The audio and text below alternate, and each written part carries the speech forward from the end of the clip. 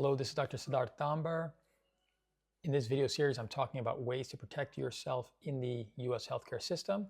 Today, we're talking about how and when you should get a second opinion.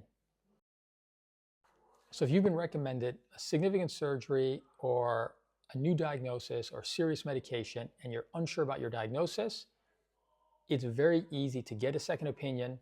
It could save your health and it could save you money. The healthcare system can be very hard to navigate, and physicians, like all people, can miss things or may not be fully aligned with how you want to pursue your health. And that's why getting a second opinion is one of the smartest things you can do. Here are times when I would recommend you consider getting a second opinion for your medical condition.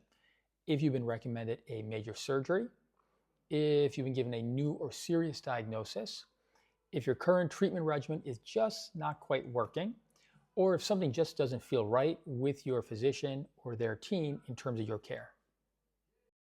Let's talk about the step-by-step process that you'll want to take when it comes to getting your second opinion. Number one is you'll want to make sure that you get your appropriate medical records. Call up your physician's office, get their notes, get any labs, imaging, or pathology and biopsies that have been done.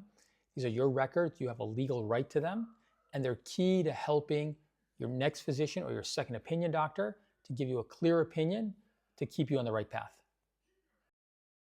Key tip, if you've gotten your first opinion from a larger hospital or medical group, try to get a second opinion from a different one.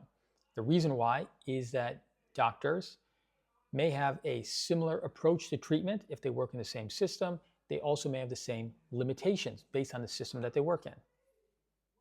The great thing is that so many specialists and physicians offer second opinions these days. You literally have access to the best doctors anywhere in the world.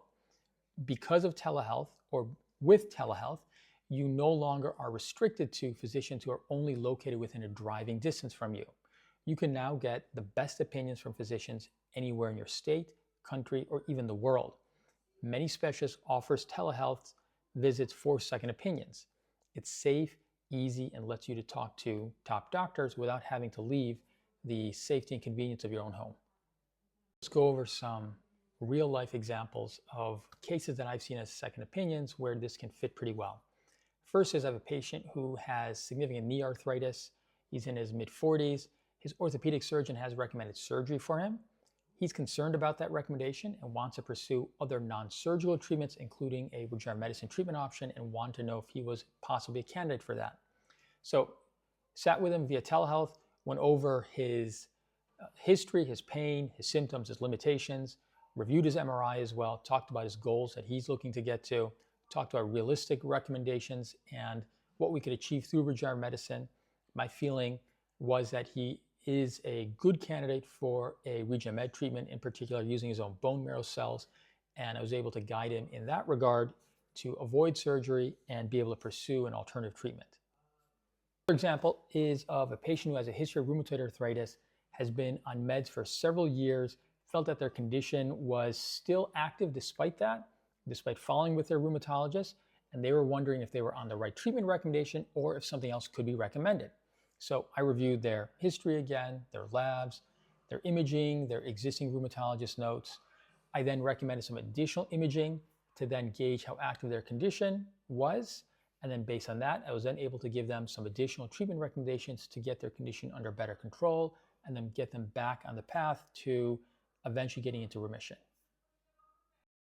And here's the truth. If you're worried about your physician feeling uncomfortable that you're getting a second opinion, understand that the reality is that a good physician is not worried if you're getting a second opinion. It shows that you care about your health, that you're invested in your health.